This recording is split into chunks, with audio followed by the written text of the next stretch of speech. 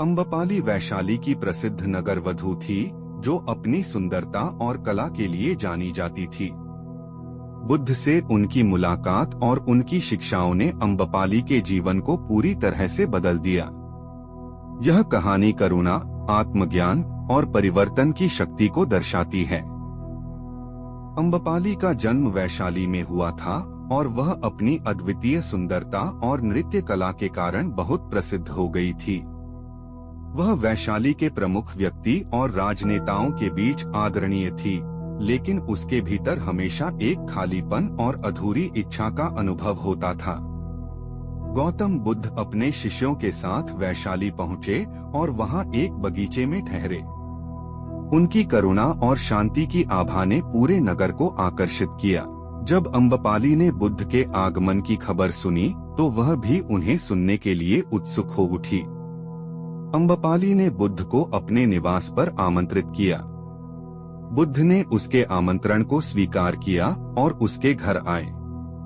उनके साथ हुए संवाद में अम्बपाली ने अपने जीवन की असल सच्चाइयों को समझा और बुद्ध के उपदेशों से अत्यधिक प्रभावित हुई।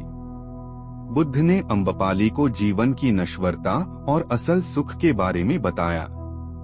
उन्होंने उसे सिखाया कि सच्चा सुख और शांति केवल आत्मज्ञान और करुणा के माध्यम से ही प्राप्त की जा सकती है। अम्बपाली ने बुद्ध के उपदेशों को सुनकर अपने जीवन में बदलाव लाने का संकल्प किया। बुद्ध के उपदेशों से प्रेरित होकर अम्बपाली ने अपने पुराने जीवन को त्याग दिया और एक साधारण जीवन जीने लगी।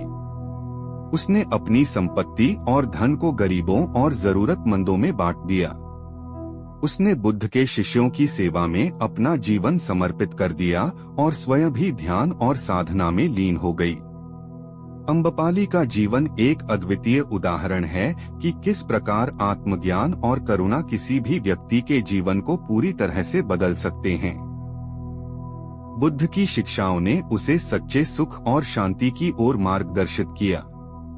अम्बपाली की कहानी यह सिखाती है कि सच्चा सुख और शांति बाहरी भोगविलास में नहीं, बल्कि आत्मज्ञान और करुणा में निहित है। किसी भी व्यक्ति का जीवन, चाहे वह कितना भी भटका हुआ क्यों न हो, सही मार्गदर्शन और सही संकल्प से बदल सकता है।